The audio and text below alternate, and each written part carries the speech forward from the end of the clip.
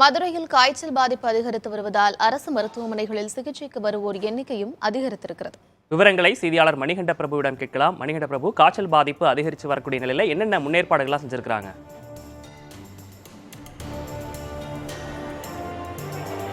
விக்னேஷ், மதுரையில் தொடர்ச்சியாக காய்ச்சல் பாதிப்பு அதிகரித்து வருகிறது. மதுரை அரசு ராஜாஜி மருத்துவமனையில் 67 பேர் காய்ச்சல் பாதிப்பு கண்டறியப்பட்டு சிகிச்சை பெற்று வருகின்றனர்.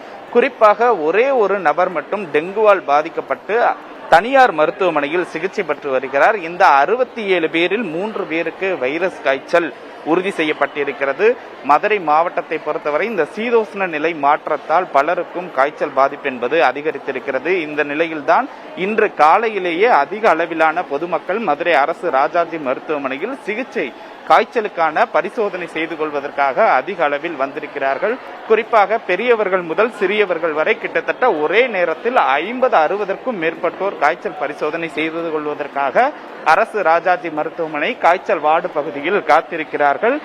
மதுரை மாவட்டத்தை பொறுத்தவரை ஒட்டுமொத்தமாக தற்போது 67 பேர் சிகிச்சையில் இருக்கிறார்கள். இதில் 34 சிறியவர்கள், 33 பெரியவர்கள் என சிகிச்சை பெற்று வருகிறார்கள். ஒரே ஒரு நபர் மட்டும் தனியார் மருத்துவமனையில் சிகிச்சை பெற்று வருகிறார்.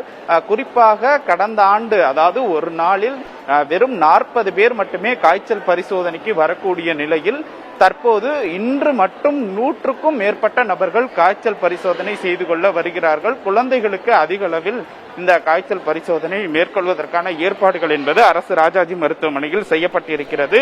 இருப்பினும் இந்த டெங்கு ஒழிப்பு பணியில் 530 பணியாளர்கள் ஈடுபட்டிருப்பதாகவும், மதுரை அரசு ராஜாஜி மருத்துவமனையில் டெங்கு காய்ச்சலுக்கு சிறப்பு சிகிச்சை அளிக்க 20 படுக்கைகளுடன் கூடிய வசதிகள் ஏற்படுத்தப்பட்டிருப்பதாகவும், தொடர்ந்து சிகிச்சை பெற வருவோருக்கான அனைத்து ஏற்பாடுகளும் தயார் நிலையில் இருப்பதாக அரசு ராஜாஜி மருத்துவமனை தெரிவித்திருக்கிறது.